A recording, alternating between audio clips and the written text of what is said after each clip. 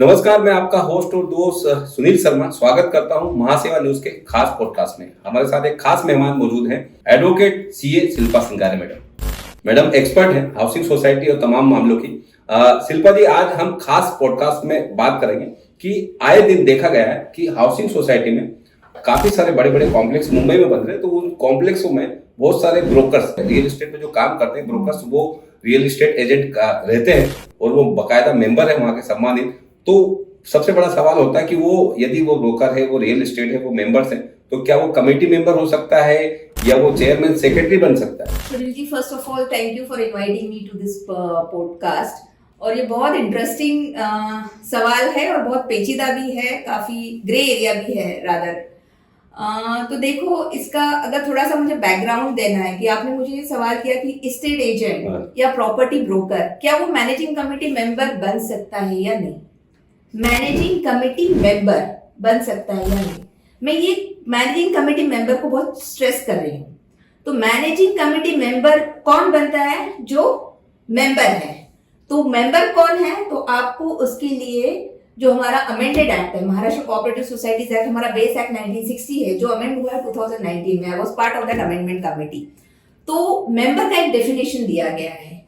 तो अगर मैं उस सोसाइटी में जहां मैं रहती हूँ, अगर मैं मेंबर के डेफिनेशन में फॉल करती हूँ, दैट मीन्स जो मेंबर के टाइप हैं, either I can be a promoter member, original member, joint member, associate member या प्रोविजनल मेंबर। अगर मैं मेंबर हूं तो मैं सारे राइट्स डिराइव करती हूँ मेंबर के और सारी रिस्पॉन्सिबिलिटीज भी डिराइव करती हूँ। तो मेंटेनेंस देना मेरी रिस्पॉन्सिबिलिटी है, वोट करना मेरा राइट है, एजीएम में मीटिंग में या एसडीएम में आना मेरा राइट है। तो वोटिंग कंटेस्टिंग राइट भी मुझे वैसे ही मिलता है।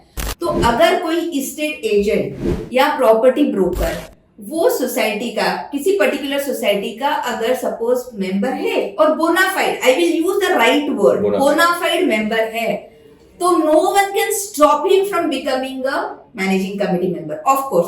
तो इसके लिए आपको थोड़ा सा अमेंडेड एक्ट की तरफ जाना है। अमेंडेड एक्ट में अगर आप देखोगे 154B23, तो इसमें डिस्क्वालिफिकेशन है कि कौन है जो मैनेजिंग कमेटी के इलेक्शन को कंटेस्ट नहीं कर सकता है। तो उसमें एक क्राइटेरिया है कि प्रॉपर्टी कंसल्टेंट या ब्रोकर्स मैनेजिंग कमेटी के इलेक्शंस में कंटेस्ट नहीं कर सकते। लेकिन कब? अगर आप उसी सोसाइटी में जहां आप रहते हो, जिसके आप मेंबर हो, वहीं आप बिजनेस कर रहे हो, वहीं के फ्लैट्स आप बेच रहे हो, वहीं का उसी सोसाइटी से आपको कमीशन इनकम जनरेट हो रही, तो ही आप कंटेस्ट नहीं कर सकते। बट सपोज आप, आपकी सोसाइटी में आपको इलेक्शन कंटेस्ट करना है, आप एक डिक्लेरेशन दे दो इलेक्शन के टाइम कि मैं अपनी सोसाइटी में कोई भी डील नहीं करूंगा, कोई भी इनकम यहाँ से जनरेट नहीं करूंगा, तो I think everybody can contest, कुछ इशू नहीं है। तो आप आजू बाजू की सोसाइटी में आप काम करो, वहां से आप इनकम कमाओ, बट आपकी सोसाइटी में आपको वो इनकम जनरेट आप नहीं कर पाओगे, क्योंकि आप मैनेजिंग कमेटी मेंबर बनना चाहते हो तो आप इंटरेस्टेड पार्टी नहीं हो सकते और आपकी किसी ट्रांजैक्शन से आपको खुद को इनकम करके लेना वो किसी भी मैनेजिंग कमेटी को अलाउड नहीं है एज पर बाय लॉ भी। और कॉन्स्टिट्यूशन, मैं कौन सा बिजनेस करूं या मैं कौन सा प्रोफेशन करूं, ये मेरा कॉन्स्टिट्यूशनल राइट है, संवैधानिक राइट। तो जब मैं इसका थोड़ा सा 2 मिनट में आपको बैकग्राउंड देती हूँ। जब ये डिस्कस हो रहा था मुद्दा अमेंडमेंट कमेटी में कि एस्टेट एजेंट को मैनेजिंग कमेटी में नहीं लाना है 2019, तो उसके पहले 2 साल हम लोग बैठे थे, उसके प्रेजेंटेशन हम लोगों ने एमएलएस को किए थे, फिर उसके बाद में तो ड्राफ्टिंग कमेटी में हम लोग थे।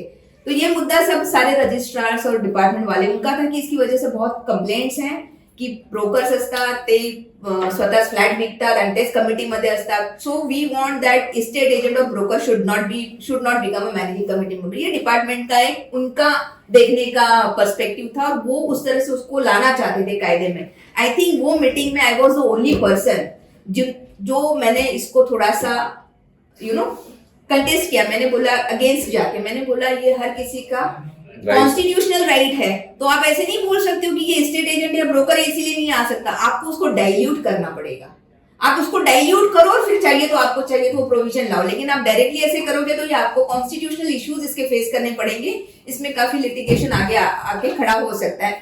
फिर जाके वो प्रोविजन ऐसे आए कि ठीक है, आप स्टेट एजेंट हो, ब्रोकर हो, आप इलेक्शन में कंटेस्ट कर सकते हो, लेकिन अपनी सोसाइटी में जहां आप कंटेस्ट करोगे वहां आपको कोई भी बिजनेस करनी नहीं है, कोई भी एक्टिविटी करनी नहीं है, कोई भी डील नहीं करनी है, कोई भी इनकम जनरेट नहीं करनी है।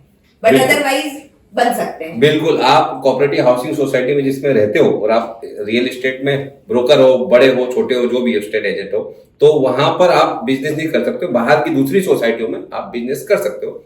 और देखा गया है कि जैसे हाउसिंग सोसाइटी में एक जैसे महारेरा रजिस्टर्ड ब्रोकर्स है, रजिस्टर्ड एजेंट है, तो उससे कोई जूनियर्स उनके असिस्टेंट जिनके पास रजिस्ट्रेशन नहीं, लेकिन वो हाउसिंग सोसाइटी में रहते हैं, ब्रोकर ऐसे रूम दिखाते हैं, किराए पे देते हैं, सेल भी होता है उनका, लेकिन वो एक्टिविटी तो वो मेंबर भी है, कमेटी मेंबर भी है हाउसिंग सोसाइटी में, और उसी सोसाइटी में वो डील कर रहे हैं। तो ये मतलब अनरजिस्टर्ड नहीं है ना, अलाउड नहीं। ब्रोकर सी उसमें क्या है, प्रोविजन में ऐसे नहीं लिखा है कि रजिस्टर्ड ब्रोकर या अनरजिस्टर्ड ब्रोकर। प्रोविजन में एक ही लाइन है कि if that person correct from his society if he is earning any income, right, his society वहां वर्ड लिखा गया है। दैट मीन जहां वो रहता है तो वो रजिस्टर्ड है अनरजिस्टर्ड है दैट डजंट मैटर, वो इममटीरियल है उसके लिए।